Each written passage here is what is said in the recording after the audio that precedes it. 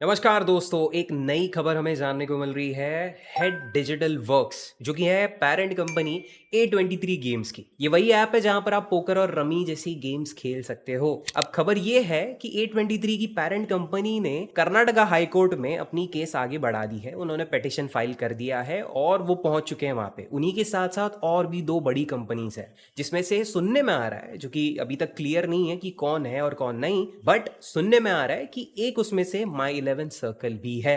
अब वो तो चलो हमको पता चल जाएगा 30 तारीख को, क्योंकि 30 तारीख को है सुनवाई इस केस की। जी हाँ, काफी तुरंत है ये, क्योंकि 28 तारीख को इन्होंने पिटिशन फाइल किया और 30 अगस्त को हमको उसकी डेट भी मिल रही है। मतलब सुनवाई आपको पता चल जाएगी, क्योंकि इन एप्स ने रिक्वेस्ट की है कि इसे फास्ट ट्रैक पे डाला जाए। ये फास्ट ट्रैक केस है, तो जल्दी आपको डिसीजन पता चल जाएंगे कोर्ट के।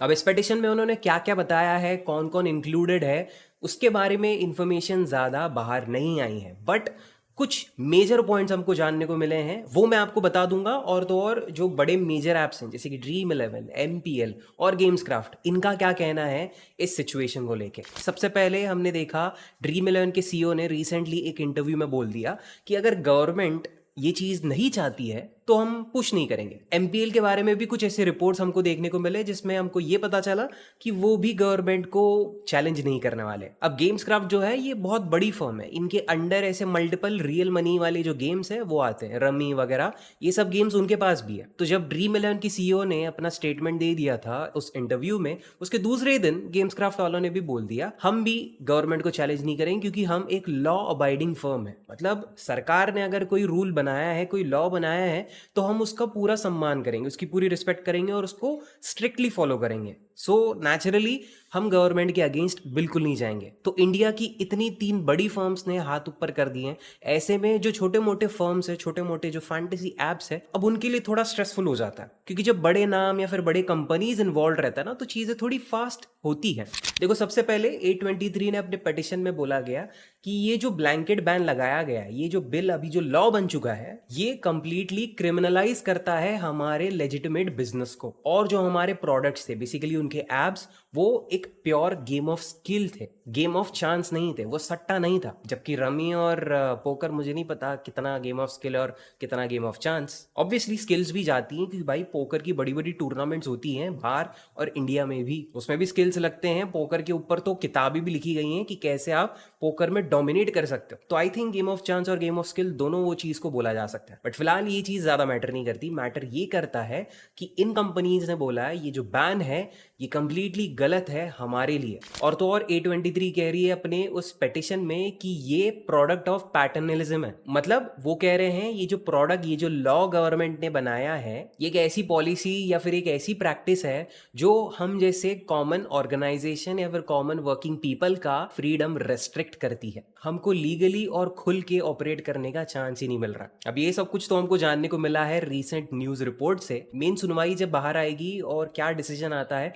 कर्नाटका हाई कोर्ट का, उसके बाद सब चीजों का खुलासा होगा। और जो भी डिसीजन आए हाई कोर्ट का, चाहे वो फैंटेसी प्लेयर्स की फेवर में है, फैंटेसी एप्स के फेवर में है, या फिर गवर्नमेंट के फेवर में है, उसके बाद के क्या स्टेप्स रहेंगे वो भी हम क्लियरली प्रिडिक्ट कर सकते हैं। क्योंकि अगर इस बार हाई कोर्ट मना कर देती है, तो पिछली बार की तरह कुछ सालों पहले, 14 साल पहले, सुप्रीम कोर्ट ने ही बोला था कि हाँ ये सारी लेजिट गेम्स हैं, ये गेम ऑफ स्किल है, ये इलीगल नहीं है, इस पे आप बैन नहीं लगा सकते। बट इसके भी कम चांसेस है, क्योंकि इस बिल में क्लियरली मेंशन किया है, चाहे वो गेम ऑफ स्किल हो, चाहे वो गेम ऑफ चांस हो, कोई भी कैटेगरी का हो, बस उसको बंद कर दो। तो यही चीज मुझे सबसे ज्यादा गलत लगती है इस ऑनलाइन गेमिंग बिल में, कि बिना कोई चीज को सोचे समझे आप तुरंत उसको बैन कर दो, तो इसका कोई सेंस नहीं बनता। काफी लोग कमेंट सेक्शन में हमारे बोलते हैं कि ड्रीम इलेवन जैसे सट्टे को एग्जिस्ट ही नहीं करना चाहिए, हमारा यूथ इसकी वजह से बर्बाद हो रहा है।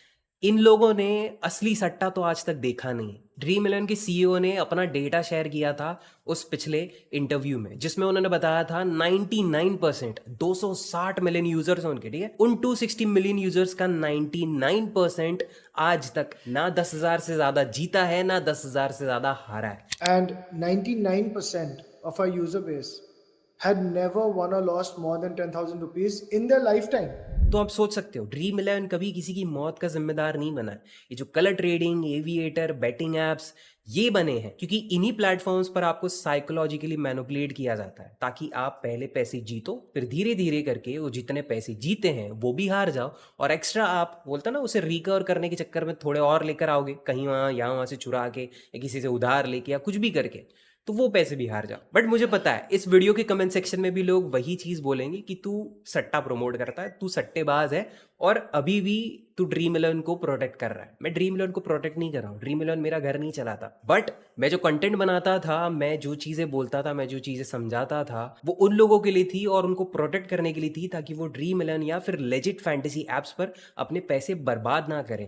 वहां पर एक तरीका होता है खेलने का, मैं वो समझाता था। मैं सट्टा प्रमोट नहीं करता था। ये एक्चुअल सट्टा प्रमोट करने वाले और आपको खिलाने वाले जो लोग हैं उनसे मिलोगे ना तो घिन आएगी आपको। बट खैर उस टॉपिक पर मुझे नहीं जाना। अभी के लिए मेरे पास जो न्यूज़ थी मैंने आपके साथ शेयर कर दी है। आगे हमको 30 अगस्त को पता चलेगा कि क्या एक्चुअल वर्डिक्ट आता है कर्नाटका हाई कोर्ट का, और उसके अपडेट अगर आपको जल्द से जल्द जानने हैं तो हमारे चैनल को सब्सक्राइब कर लीजिए। वीडियो पसंद आया हो तो लाइक करते हुए जाना और शेयर भी करना उन दोस्तों के साथ जिनको अभी तक ये न्यूज़ नहीं मिली है। एंड दैट्स इट दोस्तों, आज के इस वीडियो के लिए इतना ही था। Thank you so much for watching till the end and I will see you in the next one. Bye bye and take care. चलो।